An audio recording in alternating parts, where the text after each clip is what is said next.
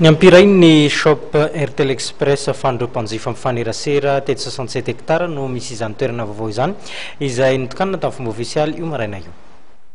Ho fanomezana fahafapo ireo mpanjifa Airtel dia miezaka hatrany manatona ireo mpanjifa izy ireo. Nosokafana tamin'ny fomba ofisialy androany maraina ary ny shop Airtel Express safidy etsy amin'ny 67 hectare. Voavahy eto avokoa araka izany ny olona ny mpanjifa. Afaka atao eto avokoa ny zavatra rehetra toy ny fanoloana SIM, ny fividianana SIM ary ny fikirakirana ny Airtel Money.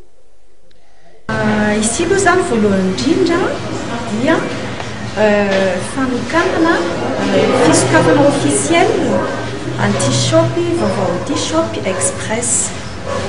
Amma shop Express anazy dia hitato daholo ny service ny Airtel rehetrarehetra. Misy remplacement SIM, misy ny Airtel Money, misy ny resaka abonnement post-payé, prépayé. Le mampiasa an'ilay toerana voalohany indrindra aloha ny partenaire le izy fa ny Airtel zany dia support be ao anatin'ilay izy. Zany hoe ny service rehetra hitan'ny olona any amin'ny shop Airtel zany hita tao amin'ny shop Express. Hita daholo hitany amin'ny shop Express rehetrarehetra zay service rehetrarehetra hita ohatra any akoron-drano dia hita atao amin'ity toerana ity ihany koa dia hita any amin'ny shop Express ihany. Inona ny tena tombontsoa manokana azo avy amin'ilay fisiana shop Express?